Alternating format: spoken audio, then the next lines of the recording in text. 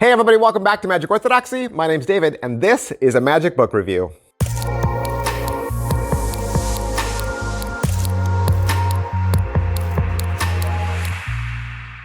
Hey everybody, welcome back to the channel. Thanks for being here. It must be Friday, right? It must be Friday because that is when I set aside some time to look at a magic book. I try to. And you know, there's really no other channel like Magic Orthodoxy. There really isn't. This is the place where we bust open the latest and greatest in magic. And we look at different magic tricks, we look at playing cards, we look at books, and we do giveaways every single month. Every single month. So while you're here, before you forget, make sure you hit like, subscribe, and follow. Mash all those buttons. That really helps me out a lot. Today, we're looking at Parallax by Maven. And this is a new release. It's not one of his older books re-released. And I know what you're thinking. You're thinking, but Maven is no longer with us, right? How could he have written a book from beyond the grave? Maven is just that cool. That's why. Now, actually, this is a collection of essays that first appeared in Magic Magazine. So Max used to have a place in Magic Magazine where he used to be able to share his thoughts. And so this is a compilation of all his essays in one place. All right, so what's up with the title? What is parallax? Parallax is an object that appears to differ when viewed from a different position, like if you looked through a viewfinder or the lens of a camera. I will say that in this book, the first thing you should know is there are no tricks taught in this. So there's no magic, no tricks taught in this. All of these are essays. And in truth, they are essays. They are not even what you and I would consider to be magic theory. In fact, if you look through some of these titles, Cold Lang Syne, right? That's a play on words. It's obviously about New Year's, the scrying game. It's a play on words, right? And so if you look at "And a Partridge in a Despair Tree," that would be something that maybe would happen around Christmas, right? The morbid, the merrier.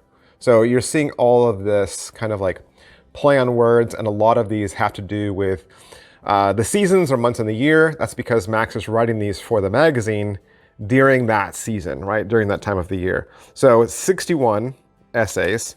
They're very thought-provoking. Sometimes I would probably even say controversial, because he talks about sexism and racism in here, but also things that apply to us as magicians, like stealing tricks from other magicians, or how we just go through the same pattern that everybody else goes through, right? We don't bother to make up our own pattern. There's no originality. So this could be very weighty at times, a little dated with some of the references, but it's still very well written. If you know Maven, you know he's really well written. It's very highbrow and very intellectual writing. So just to give you a sampling of what I'm talking about, right? Just so you can get the idea of his character and his voice, I'm going to read to you just the opening few lines from one of these essays so that you can kind of grasp, all right, this is something I would like to read before bed, or this is something I think I would get a lot out of, right? Okay, and it is filled with Maven's satire and cunning wit, okay? All right, he says, magic is not for children. For one thing, they don't particularly need it. They have more than enough mystery in their lives. Adults, on the other hand, are not only better suited to experience magic, just as they are better suited to experience any other sophisticated art form, they also have a pressing need for mystery in a world which has become mundane in spite of itself. The omnipresent mysteries of life are, in this present age, too easily mistaken for the commonplace. Hence, the role of the magician is not only aesthetically valid, it is terribly important. Without the deliberate address of mystery, there is a danger risk of madness, which explains a great deal about the nature of contemporary society. That's how these essays start, okay? And so, again, these are just essays.